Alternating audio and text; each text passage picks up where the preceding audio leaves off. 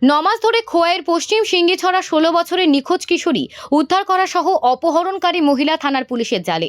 শুক্রবার সকাল 10:30টার দিকে রাজস্থানের জয়পুর শহর থেকে নিখোঁজ কিশোরী সহ অপহরণকারীকে খোয়াইতে নিয়ে আসে এই মামলার ইনভেস্টিগেশন অফিসার চম্পা দাস সহ তার টিম। জানা গেছে অপহরণকারীর নাম অশোক কুমার চৌধুরী, বয়স 30, পেশায় গাড়ির চালক। পিতা শ্রী গোপাল লাল চৌধুরী, বয়স 65, বাড়ি রাজস্থানের খেরি মিলাং গ্রামে।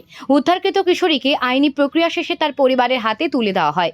এদিন পরবর্তীতে ঘটনাটি সবিস্তারে জানাতে গিয়ে খোয়াইয়ের মহকুমা পুলিশ আধিকারিক পোষণ কান্তি মজুমদার জানান, এই মাসের 6 তারিখ এক নিখোঁজ মামলা হয়।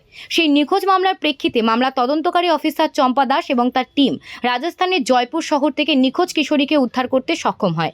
এর পাশাপাশি অপহরণকারী পেশায় গাড়ির চালক অশোক কুমার চৌধুরীকে, বয়স 30, আটক করতে সক্ষম হয়।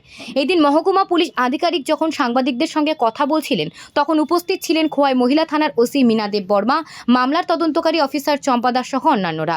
উল্লেখ্য, খোয়াই মহিলা থানার এই সাফল্য সত্যি প্রশংসনীয়। 6 তারিখ এই মাসের আমাদের কাছে একটা কমপ্লেন আসে সিঙ্গিছড়ার একটি মাইনর মেয়ে মিসিং। তো accordingly under the guidance of SP Khowai আমরা একটা টিম ফর্ম করি, headed by sub inspector Champa Das.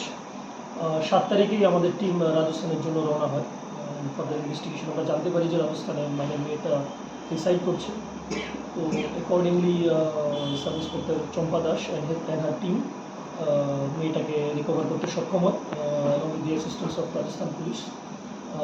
Also arrested the absconding AP. APকে নিয়ে আসি কালকে রাত্রেই আমাদের টিম খোয়াই পৌঁছে and will be producing the AP to Khwai court, and after further investigation আমাদেরকে জানানো হবে further leads.